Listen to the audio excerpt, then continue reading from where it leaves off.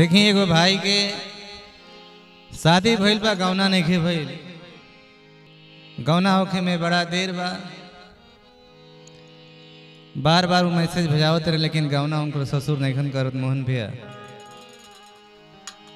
देखी वो बात के एक गीत में कैसे लिखल गईल बा, आई सबे सुनल जा।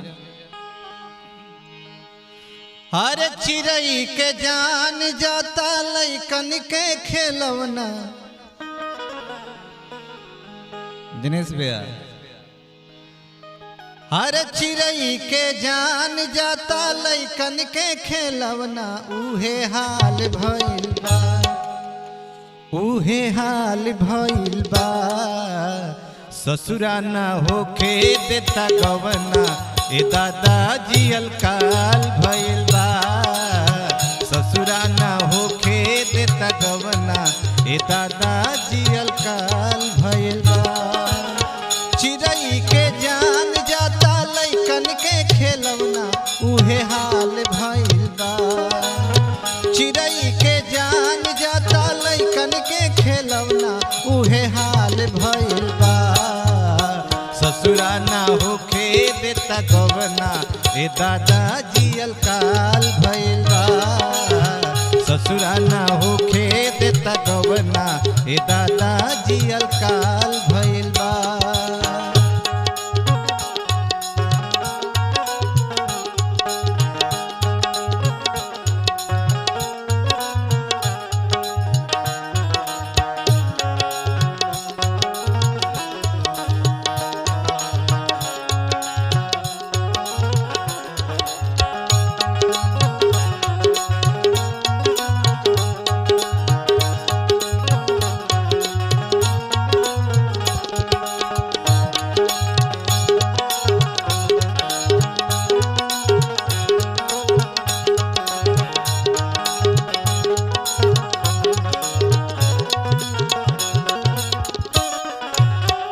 आगे वो भाई कहले हैं दिनेश भैया, कैले जाता देरे पदेरे।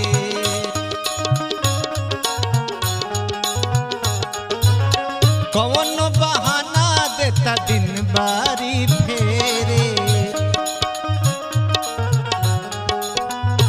ओ कैले जाता देरे पदेरे।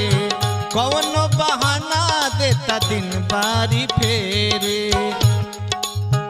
कही के बुचिया न दान अभे बिया, कही के बुचिया न दान अभे बिया।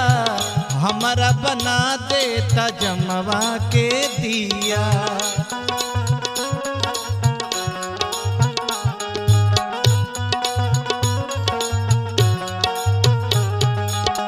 अबरा के खेत जैसे जबरा के चरवना, उहे हाल भइल बा।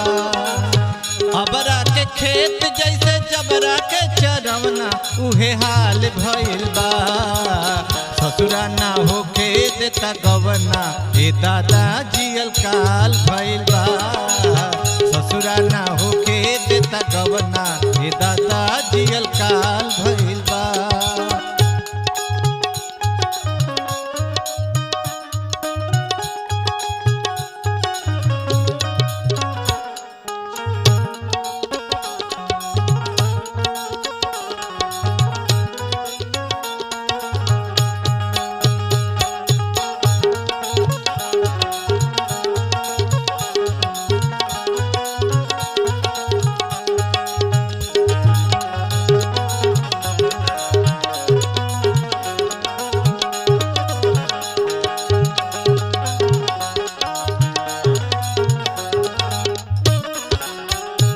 आगे कहलन कि देखी, जब हम अपने पापा के भेजत तनी दिन बारी धरे खातिर, तब कोनो न कोनो बहाना बना के मोहन भैया आ हमारे पापा के उ लौटा देते रहे। हमारे ससुर कैसे लेता माती पापा के मारे।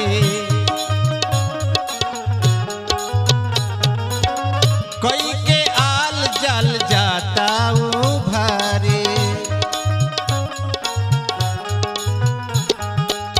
और कहता रहे कि पापा के हमारा ऐसा ऐसा बात समझा देते रे दिनेश भैया।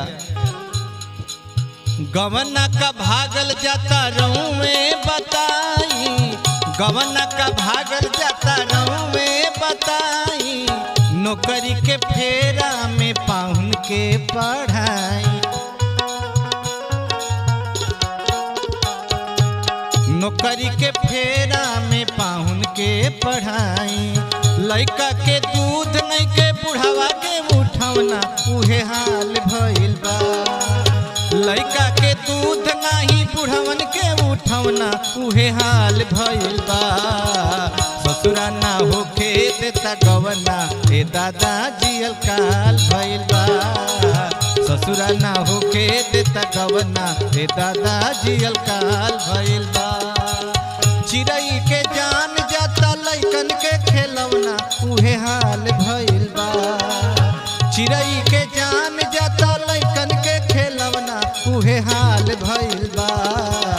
ससुरा ना होके देता गवना हे दादा जियल काल भइल बा, ससुरा ना होके देता गवना हे दादा जियल काल भइल बा, ससुरा ना होके देता गवना हे दादा जियल काल भइल बा, ससुरा ना होके देता गवना हे दादा जियल काल।